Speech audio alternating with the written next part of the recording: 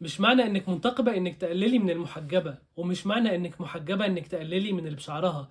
الله اعلم ايكم لله اقرب، ومنعرفش كل واحد هيموت على ايه. السلام عليكم، ازيكم؟ اهلا بيكم في الحلقة 28 من ليل الحجاب. كان في واحدة بنت بعتت لشيخ رسالة، الرسالة دي كانت مؤلمة جدا. البنت بتبعت الرسالة وهي بتتألم، الرسالة بتنزف، بتقول له يا شيخ انا حجابي شكله كده، وبعتت له صور كرتونية كده من غير وشوش او حاجة، وقالت له انا لابسة اللبس ده. والصور كانت بتدل على حجاب واسع ومحتشم، كان فيها بس حزام فممكن يكون ضيق عندها، ولكن الباقي تمام جدا، يعني شكلها قريب جدا من الصح، فاضل لها بس خطوات بسيطة. بتقول له يا شيخ انا عندي صحابي منتقبات بيقولوا لي حجابك كده ملوش اي لازمة. شيء مؤلم جدا.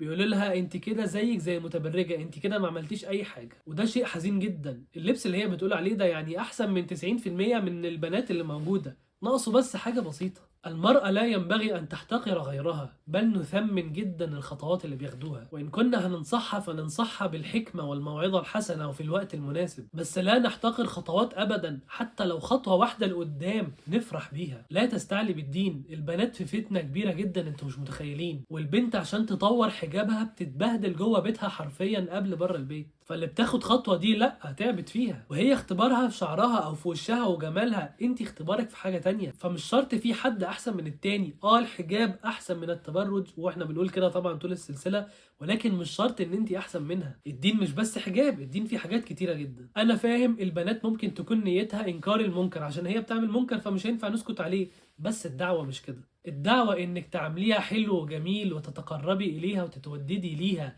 ما تبقيش دايما صريحه وفي وشها كده. فاحنا لو في بنت خدت خطوه ولو خطوه واحده بس من مثلا من بنطلون لجيبه، نثمن الخطوه دي ونقدرها ونبارك لها ونفرح ليها، وفي نفس الوقت لا نقرها. يعني ما نقولهاش انت كده وصلتي خلاص، لا، نقول فاضل بس خطوات، ولكن نقدر اللي هي وصلت له برضه. كتير بيكرهوا الحجاب والنقاب، وبكلمة واحدة حسنة منك بتتغير نظرتهم حرفيا. احنا أمة واحدة يا جماعة، ولازم نتعامل على هذا الأساس. احنا كمسلمين نتعامل بخلق النبي صلى الله عليه وسلم، عشان كده محتاجين نكون أجود ما يكون. خدوا بإيد بعض يا جماعة. ليه نسمع من بنت بشعرها تقول أنا بقف وسط صحابي المحجبات بيحتقروني وبيعاملوني وحش، أو بنت محجبة وسط المنتقبات يبصوا لها بقرف وإيه اللي انتي التبرج اللي انتي فيه ده؟ الدعوة مش كده خالص. هل كده تظني ان هما كده هيحبوا الدين اكتر، هيقربوا اكتر؟ ولو انتي ما حبيتيهمش واستوعبتيهم، غيرك هناك شغالين وهيحبوهم ويستوعبوهم وما يتوصوش شغالين. الله ينور. كوني قدوة ليهم واعملي دعوة معاهم باهتمامك بنفسك.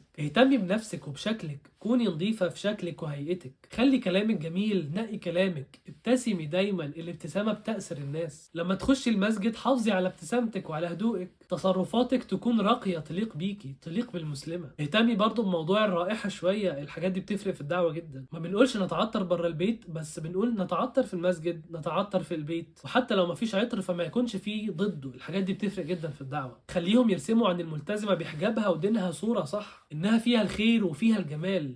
ولو عندك ولاد برضو اهتمي بيهم وبشكلهم وبأخلاقهم وبمظهرهم، واعملي كل ده تدينا لله عز وجل، وإن شاء الله تؤجري بنية الدعوة. وتذكري كذلك كنتم من قبل فمن الله عليكم.